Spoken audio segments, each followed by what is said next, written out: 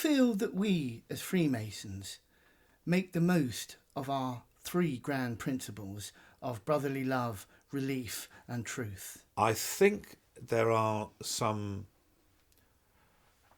excellent traditional values that are there. Do we make the best use of them? No, is my honest answer. I think that we need to get out more to people and just get across exactly what Freemasonry is all about. I still get the thing from people who says, "Oh, it's a secret society, and you do this, and nobody really knows what you do." I said, "You go on the website. There's tons of stuff. You're actually even encouraged after something to go home after you join to talk to your family and talk to them all about it or whatever. It's not the secret society that people think." And the work that it does is tremendous. The three grand principles, I think we need to get across to the general public. This is what we're all about, and this is what we do. We certainly shouldn't go down the Jehovah's Witness route of knocking at people's doors and say, "Would you like to become a Mason? Do you know the three grand principles?" No, I don't think that's quite the route. I would like to see in lodges something that we've almost brought into Chelsea, but not quite. We all know people who we think would make good Masons. I'm quite pleased. I've had 8 come in, people I know very well, who I know will make good Masons, and have all been keen to come in, and I know will all prove themselves as being really, really good Freemasons. I know a lot more, but haven't really got the time to sort of follow it all through and do it. And I'd love to see it somewhere where people could actually be guided to, and they could actually speak to and talk to, or go and have a coffee with, or a lunch, to learn a bit more, and maybe be taken around part of Freemasons Hall and shown a few things. I mean, Keith Skews wrote a wonderful book on Chelsea Lodge, and every time I brought somebody in, when I was meeting for the first time really to chat about it, I'd give them the book as a present regardless of whatever they did, and I said, most of the things you want to know about Chelsea are in that book, and they've loved it. I want Masonry to be kept special and not to become, shall we say, a high street shop kind of thing. That you just desperately don't want.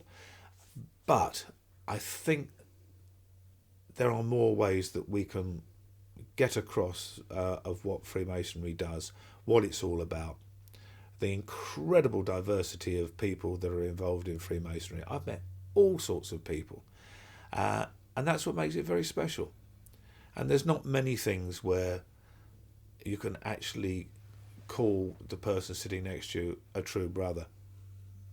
As a rock star, Got a bit old for a rock star, but go on. you've worked with some very prestigious names in the music industry, people like David Bowie and John Anderson. But have you ever had any raised eyebrows from these folks about your being a Freemason? Interestingly, amongst rock musicians, actors, I've had nothing but interest shown. In fact, a little bit of a thirst for wanting to know more. I mean, recently John Anderson was over. We did some tours together and did some shows, and he was absolutely fascinating. In fact, at meetings we were having about other stuff, it just kept turning round to Freemasonry. I ended up buying him a couple of books. He lives in America, and he's taken them back with him. Trevor Rabin, who wrote the great hits Owner of a Lonely Heart and did some phenomenal film scores like Armageddon, he was over recently, and I met him for lunch. Now, ironically, because I had an LOI at Freemasons Hall, I met him at Wolf's over the road. And I actually had my case with you that day. I can't remember why I had that. But he said, "What's this then?" I said, "Well, that's my agreement." "Why?" So I told him that. Now, we were meant to be having a meeting about a big project that we're putting together. We ended up spending 5 minutes on that right at the end because he had to go because he was flying out that evening. The other 2.5 hours was spent talking about Freemasonry, all forms of English heritage. I ended up taking him over the road to Letchworth into the shop and buying him about 4 or 5 books to take back. I've had nothing but people being really intrigued and wanting to know more. I think sometimes people get the wrong idea about what real people living in the real world, and that's, I think, very much what Freemasons are. I know you have a strong faith.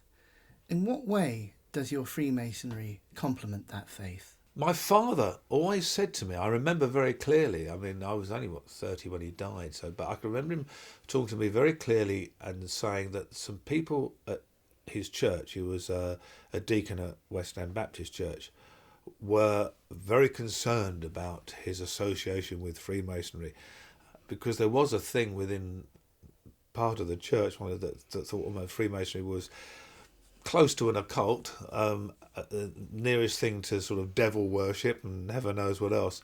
And my father, without telling me what it was all about at the time, said that cannot be further from the truth. He said you cannot be a Freemason without having a faith, without having a belief. I think the thing that's really good for me is I'm a baptized as a Baptist. One of the things that upsets a lot of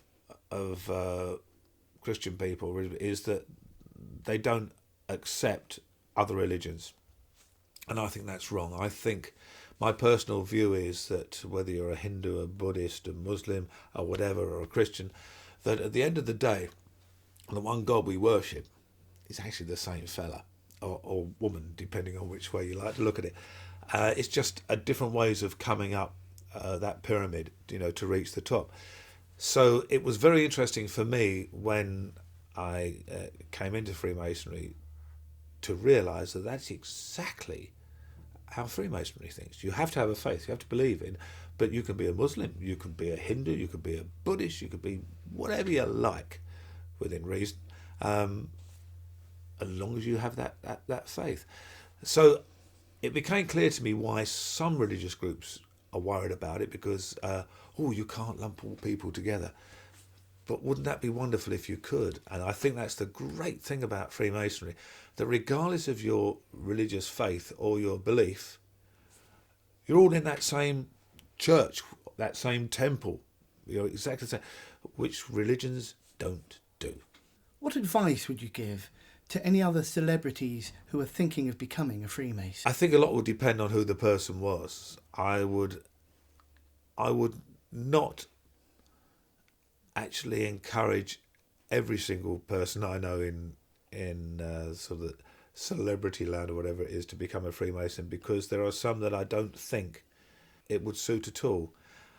I think Freemasonry is something that you have to take part in. It's not something you can join like a club. I do know that there are people who join their lodge or whatever, and they'll reach the status of Master Mason, and they are very happy to come along to the meetings whenever they can and join in with those, but because of either work commitments or because they don't actually want to take it any further, that's where they stop. There's some people, I suppose, which I come under that category, have a thirst to go as far as humanly possible, and that's great. What you don't want is people who are going to come into Freemasonry because of the old adage, I might get some work out of this. Forget that if that's what you think. And the other thing as well is if you just think it's something else that I'm just going to join. It's not something you just join. It's not a club.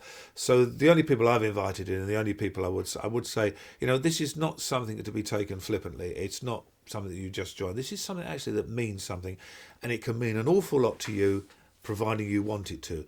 And if you don't think you can do that, then there's no loss for anybody. You just stay away. Have you ever considered composing music for Freemasonry? I have actually, yeah. I mean, I've collected a lot of Masonic music. Everything that's sort of published, and a few bits that aren't published. I even actually found a turn of the century Knights Templar march written in America, which after a lot of hard work I managed to track down and get. It's a very difficult thing because there are some very much standardised pieces of music that are used, and once again it's a bit like changing hymns or psalms around in a church. You can upset an awful lot of people.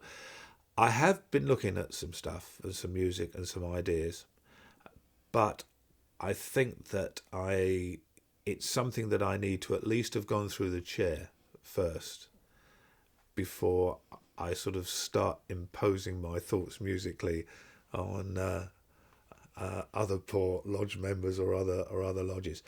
I think there are areas could do with music. We're very lucky having Bob as our organist in lodge. He's also lodged for a lot of other lodges as well. I've been to a few other lodges where the whole music side of things is a little limited because somebody who's got a very limited knowledge of music sort of playing away. So I think there's a few things that sort of can be done. My daughter is a keen musician and a Rick Wakeman fan, and she'd like me to ask you, are you really a grumpy old man? Yes. Yeah, I'm totally grumpy. I think we're all grumpy from the moment we leave the womb. But that only applies mainly to the English. I mean, the British are pretty grumpy, but English is a very English thing. I'll tell you how grumpy old men started, and that will give you my great friend Stuart Preble, who I mentioned earlier. He was in a wine bar, and he just happened to overhear two guys talking. And the gist of the conversation was about the train service from Kingston up to London with the stops, and they were complaining that it's all what one guy said, well, it's always late, it's never on time, I miss my connection, it's dirty, you pay a fortune, you can't get a seat, and then they cancel trains willy-nilly, it's just an absolute joke, and why the hell we put up with it? And he said, I wasn't here again, couldn't I? He said, and then when they finished, I said, well, I've got to go now, but I'll see you on the platform at 7. And he thought, well, that just sums us up. We have a good old moan, don't do anything about it, and just carry on. And it's thought, well, it's become the nature of what we do. I mean, and I know I've got some friends in Westminster on both sides of the house and in the Lords, and they've opened up and they said, we love it when there's demonstrations and things that go on, because it's people having a go and venting their wrath. And they said, and then we just carry on as normal. He said, because we're unlike the French, for example. If the French, if they don't like the price of bread, even though they love bread, I mean, the old du pain is their staple diet, if they think it's too expensive, they will say, we are not buying the bread. And they will not buy the bread, even if it's a year, even though they love it, until the price comes down. Now, in England, we have a good old moan about it and buy an extra loaf. And that's what we do. We just have a good moan, but then go, well, there's nothing we can do about it. And that's the great word grumpy, because there's a fine line you can walk down. Grump is that side, anger is that side. Anger is not very nice. Grump is funny. And that's the English. And yes, Jemima, I'm a very grumpy old man. It's been a real pleasure to have you on the show. Thank you so much for finding the time to join us on the Level. You're most welcome.